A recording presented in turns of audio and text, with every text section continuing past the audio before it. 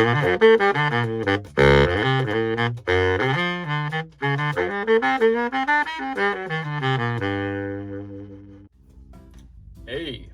how are you? I'm back, and so is my hair. So, my hair was never really gone, but I was. Anyways, today I'm going to be talking about this horn that I bought pretty recently. This is a low B flat buffet super Dynaction, and I'll do a little bit of close-ups, talking about the horn, etc., like I've done in other videos. Let's go.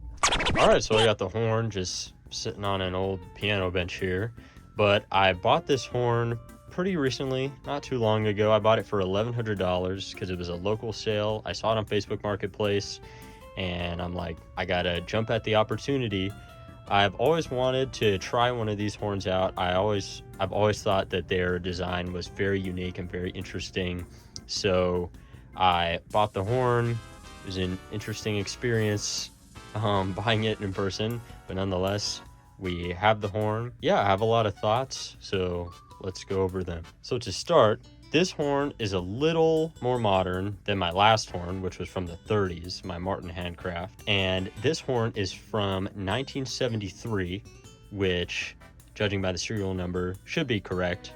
It's in the 20,000s, which I thought initially looking at it was really low, but it's from the 70s. So I guess they just didn't make too many. I don't know. I know Buffet is like mainly a clarinet company, but I thought they would have made more saxophones. Anyways, this horn has some very unique construction to it.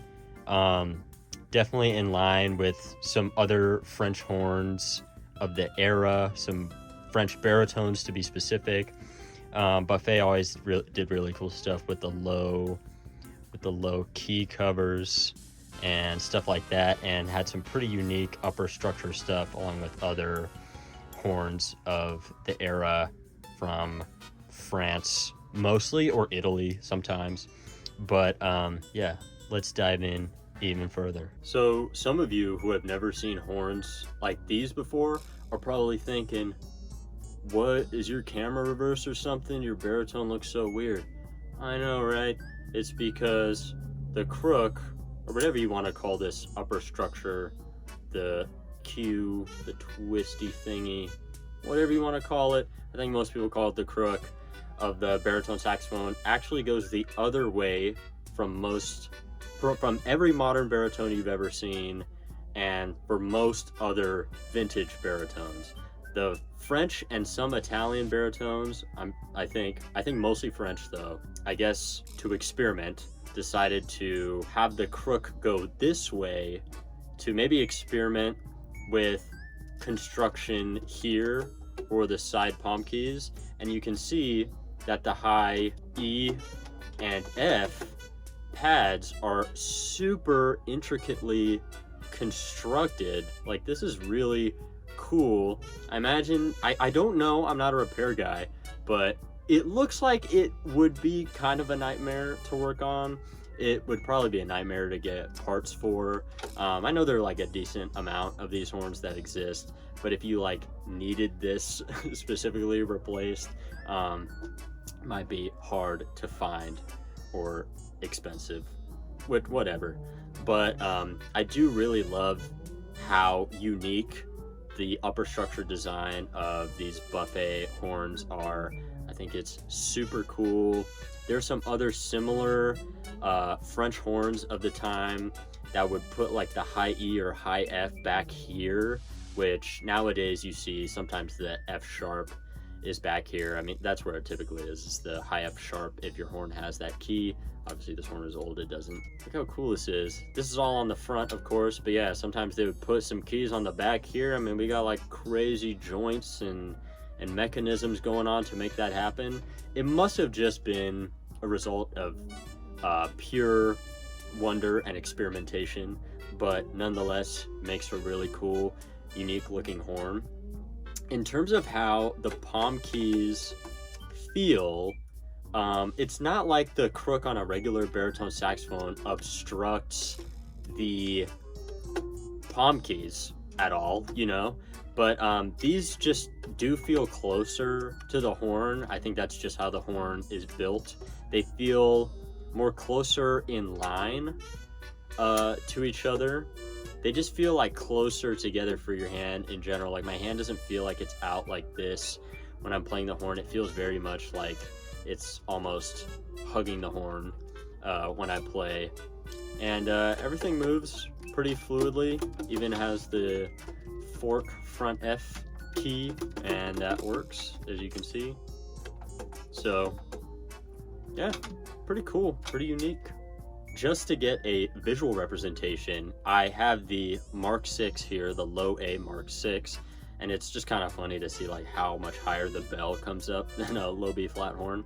But you can see how the crooks are mirrored on either horn. I'm not sure why they did that, but it's cool and unique and different, and that's really the main thing I love about older horns, is how unique the design was from manufacturer to manufacturer. I actually might make a video on, it's just kind of a stupid opinionated video, but on how all horns these days look the same, because they're usually bought from like the same Chinese manufacturer, and then companies put their own label on horns, and then they like soup them up in their own ways using like whatever base model is presented to them.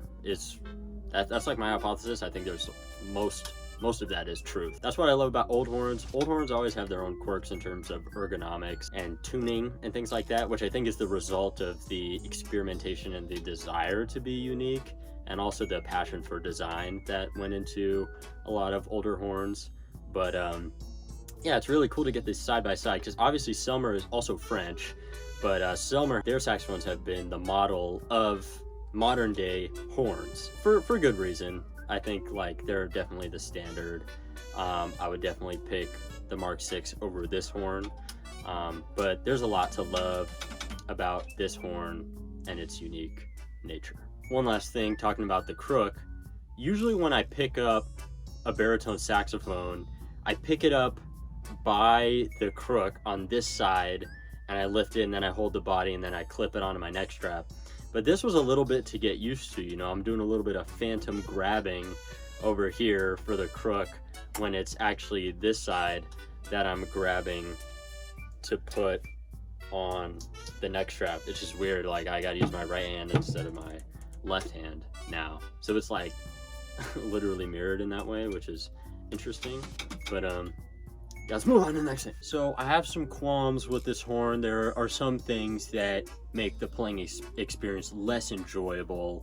I think after playing the Mark 6, I think my standard is unfortunately pretty high now for what I desire in things like ergonomics and whatnot. Of course, like I'll always, like I've said a million times in this video already, I really love the uniqueness and design of things, and how like each brand has tried to innovate in their own ways over the years. But I just feel like some things about vintage horns in general, they just like fall flat in comparison to modern day horns, unless it's something specific that you desire or are used to. One of those things being this horn, like my Martin, but arguably even more than my Martin, which I'm really surprised given that this horn is quite a bit newer than the Martin was.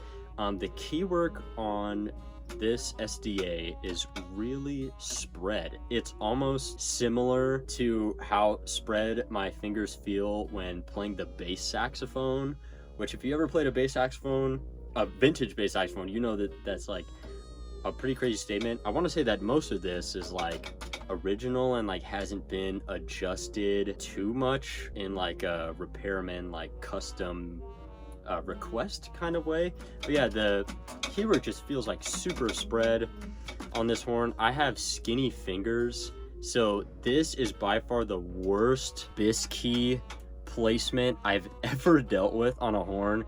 Like my finger can pretty much fit in between that gap. You see on other horns it's way closer, because you know your one finger is meant to press down the two pearls and be able to ergonomically float through lines or whatever easily.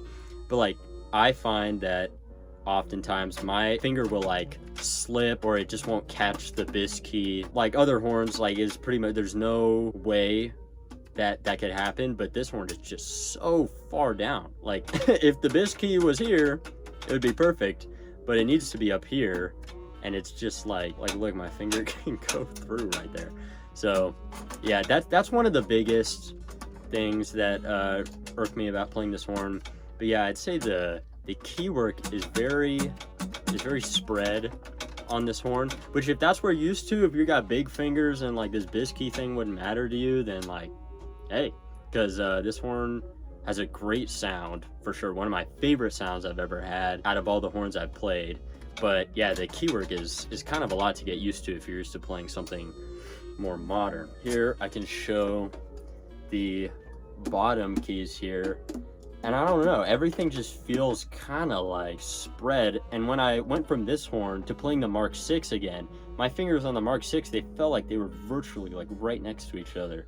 So this horn's got some spread keys, but if that's what you prefer, then that's what you prefer. Especially on this horn, it's just not for me. Even these two keys right here, I'm sure this could be adjusted. But yeah, these like rollers are spaced pretty far apart, but it's not the end of the world. Kind of the spread, ergonomics and whatnot. This horn is very heavy duty. This horn is built like a tank for sure. I know, I think because of what rough shape it's in, it's definitely had some work done on it, some aftermarket stuff put on, like braces and whatnot. Another issue that I have with the horn is actually this C sharp key. It's so heavy, like it's so hard to push down. If I'm trying to play anything chromatic, or if I'm trying to go to C sharp to D sharp, it's just like it's a quite the effort needed to push this key down and open up the low C sharp all the way. Other than that, like the rest of the low keys, like they feel heavy, but not bad heavy. It's not like an ergonomic nightmare type of heavy, but you could just, you know, those pads are closing, you know what I'm saying? This is just another main thing. It's really this and the bis key are the only two issues I have with the horn. It seems like the construction for the low C sharp is pretty simple, but almost like the first kind of versions, or like Buffet's first time trying to do the C sharp that presses down the G sharp, you know, like the low pinky table that also opens the G sharp key, which can really help in certain alternate fingerings or like ergonomic necessary situations. But this just feels very I don't know if it's just the shape that this horn is in, but this doesn't feel super well thought out. It's just kind of one piece pushing down another, and it's kind of there isn't any more complex construction than that. It's literally just the low C sharp key also pushing down the G sharp key instead of like some more fluid construction. So I think that's why it's so heavy, because you're literally pressing two keys down at once. It could also very well be a spring type of issue. I haven't looked at this horn too much. I'm also nowhere near a repair guy, so I like also kind of don't know what the hell I'm talking about in that regard. That's the main issue I'm having with this SDA in particular. I've never played another one, so what do I know? The last thing to talk about is the neck. Clearly whatever's going on here is aftermarket, but the neck still has the octave key on it, so it's still old enough for that. It really makes you think that if in the 70s, like I don't know, I've never really heard anybody talk about this versus the all on the body octave mechanism. Like I've never heard anybody preach that this is more superior. It technically gives you less neck mobility unless you have like an extended platform like this, because like eventually there are like some limits to how far you can turn the neck and whatnot, even though the average person isn't turning it like Coleman Hawkins, you know what I'm saying? But yeah, it's kind of interesting that I'm pretty sure, I don't really remember the exact date that my Selmer was made. I think it was in the late 50s, early 60s. But this horn from the 70s still has the octave key on the neck type of deal, which isn't bad. I haven't had problems with either. I don't necessarily think I prefer either. It's just like, that's the only thing really, is if you don't have an extended platform or whatever, you just have limited mobility to turn the neck on the horn, because then this piece has to connect to a piece on the body of the horn. Curious about this mouthpiece. This is a CE Winds Legend X mouthpiece. It's supposed to be based off of an Autolink slant. After trying out this mouthpiece for a while and actually getting it refaced, I've just determined sound-wise it's not for me, but especially after the reface, it's a great playing mouthpiece. I'll probably put it up for sale at some point, and then, you know, with some sound examples, whatnot. But I'm playing it in this video because it works well on this older horn for sure. But yeah, just ultimately not for me, unfortunately. Like most older horns, this horn definitely has a larger bore from most modern horns that you'll play. Definitely a larger bore than the Mark VI. So as most people talk about, you get that huge vintage low B flat sound.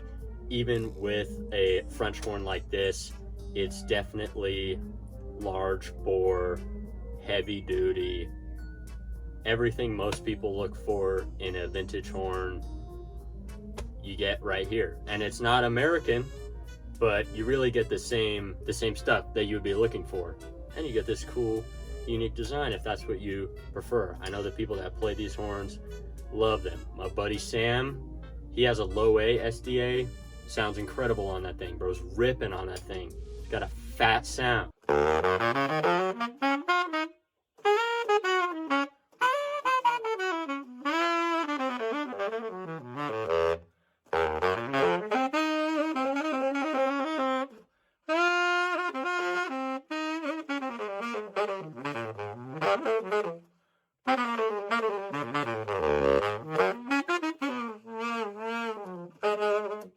You can absolutely achieve that. You get that big boomy vintage sound on an old horn.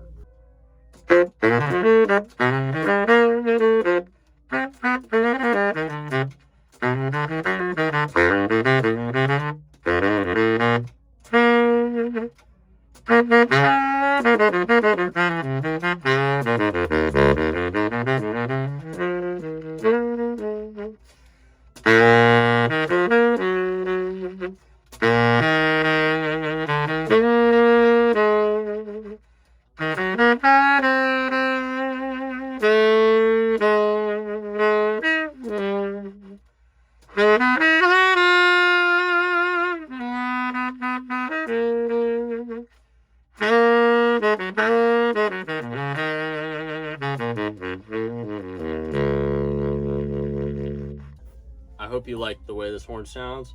I definitely do. Okay, I'm done now. Have a great day. Goodbye.